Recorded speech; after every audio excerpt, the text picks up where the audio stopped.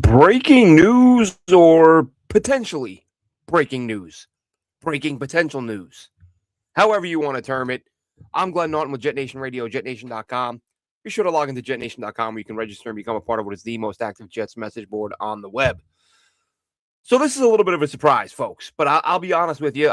This story just broke about 5-10 minutes ago, as far as I saw, and I've already gone back and forth on it a few times. Armando Salguero, if you're unfamiliar with him, he's an NFL reporter and has been for over 35 years. So this is not some random blogger. It's not some clickbait writer. This is a guy who's been covering the Dolphins and the league for quite some time now. So he is plugged in. He's not just somebody making stuff up. Salguero says Aaron Glenn's job is not safe. This despite reports just a couple of weeks ago from Diana Rossini saying Aaron Glenn's job is safe. Diana Rossini, she is the writer who Jets fans believe when they like what she says and they don't believe when they don't like what she says. I guess that's most reporters, but she seems to be in the crosshairs quite a bit for Jets fans. But Aaron Glenn, so here's where I am with it. I read it initially and thought total garbage, not buying it. Then I thought back, because you think Woody's probably given Aaron Glenn assurances and all that stuff. But if you think back to the Eric Mangini firing, right? That was a situation where everybody believed Mangini was safe. Mangini had been told by Woody.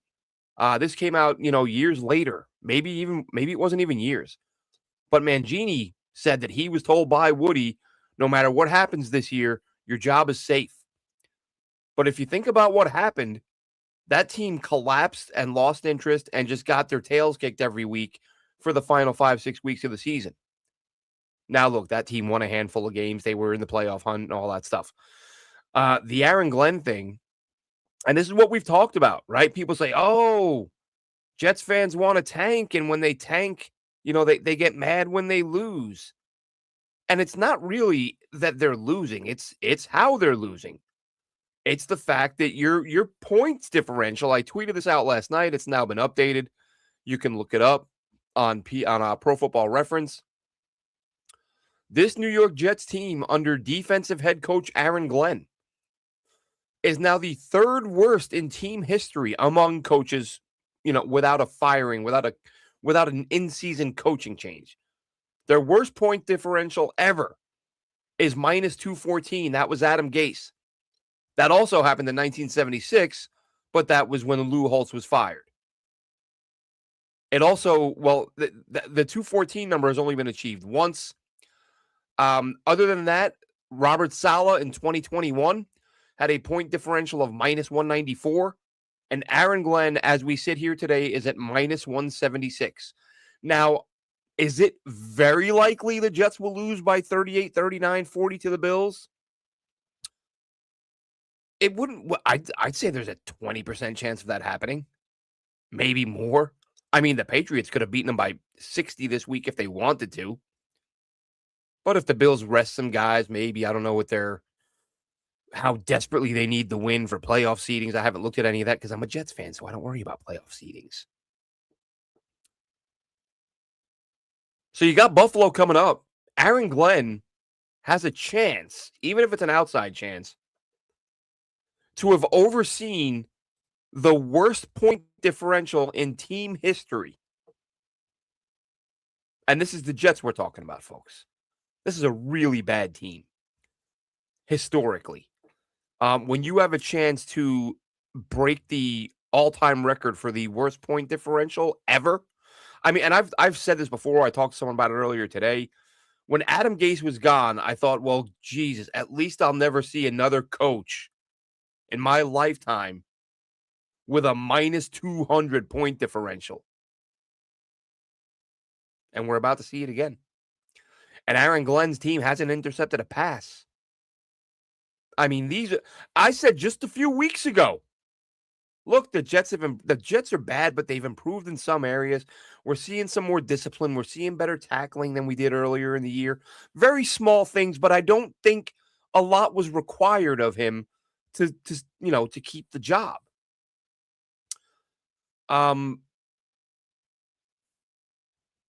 Since saying 2-3 weeks ago that, I felt comfortable that he was safe. I mean, I was watching that game yesterday. I talked earlier about how I watched the game and the second it ended, I forgot everything that happened. But I do remember thinking several times during that game, man, it's going to be tough bringing this guy back. Not that I thought they wouldn't, but I thought there's going to be a lot of people unhappy about it.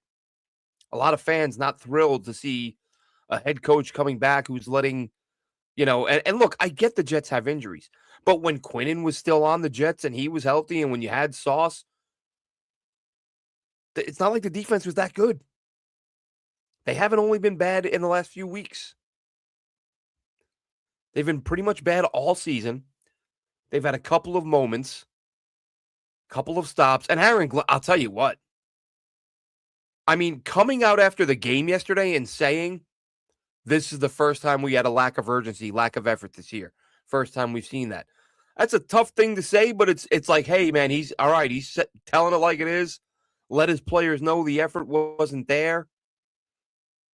Even Brian Costello of the New York Post said during the game, he tweeted out, nobody's going to want to hear we played hard today. And Aaron Glenn said after the game, we didn't play hard. There was an effort issue. Aaron Glenn meets with the media today. He goes, I watched the film. The effort was there. The effort was there. I mean, are you kidding me? A moment of honesty, of him being critical of his team publicly, and it lasted 13 hours, 14 hours, retracted it, backtracked. No, didn't criticize anyone. So I'm not here to say Aaron Glenn's going to get fired. I'm just saying Armando Salguero isn't nobody. As I said, he is plugged in. He's been covering the league for over 35 years. And he is now saying Aaron Glenn's job is not safe. This team has been, look, when you're getting outscored by 200 points, there's going to be plenty of blowouts. And no, look, I said this was going to be a 4-win team, and people got on me for it. And now that looks like they may not even they're not even going to hit that number. But the last, it's just to look at the point totals.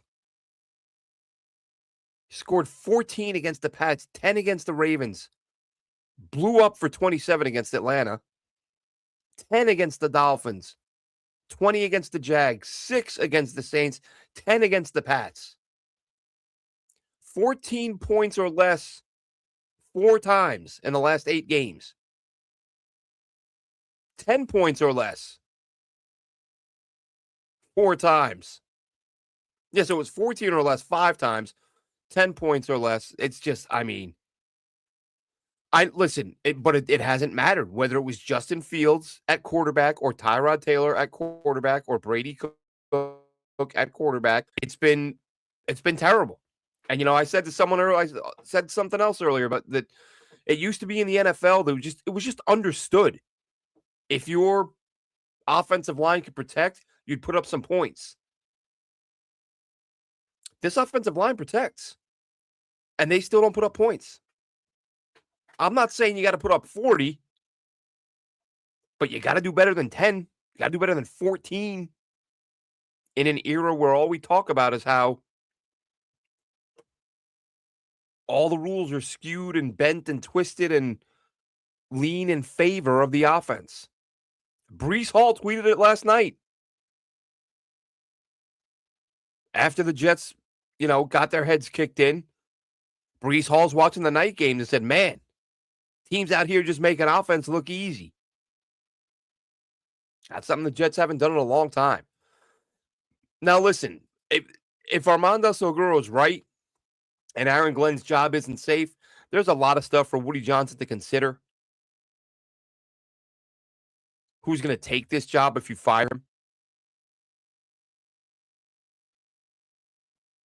That much instability within an organization. But listen, I've talked previously about how having a top pick, a top 3 pick, could be a carrot to dangle for an offensive coordinator.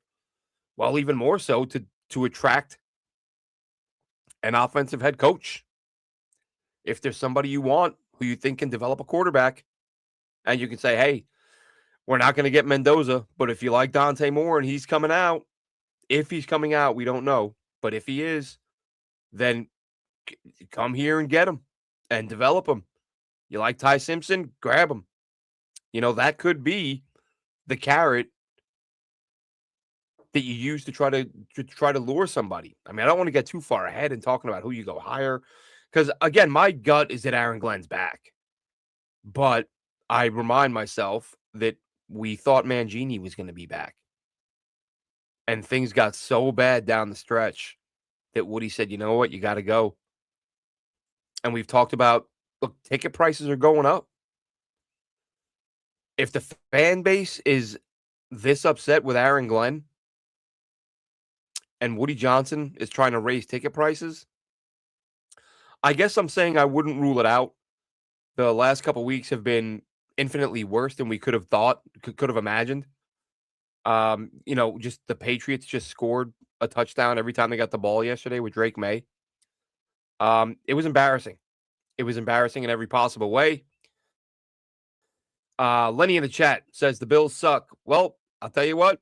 Wish the Jets were the Bills right now. I mean, I get you, Lenny. 0-4 in the Super Bowl, says Lenny. Yeah, but the Bills are light years ahead of where the Jets are. Lenny also says the defense needs help stopping the run. They need help doing everything. They need help creating a turnover. How about a pick? You can't expect a defensive kind of coach to be all around. Well, whoever you coach is, you hope they're involved on both sides of the ball. But the side of the ball you specialize in is where you expect things to get smoothed out quickly. That hasn't been the case. Jose says, AG's got to go. I'm 73 years old. This is a disaster. He has to go, period. You're not alone in that. Joseph. Joseph said it. Joseph, I don't disagree. I understand the sentiment.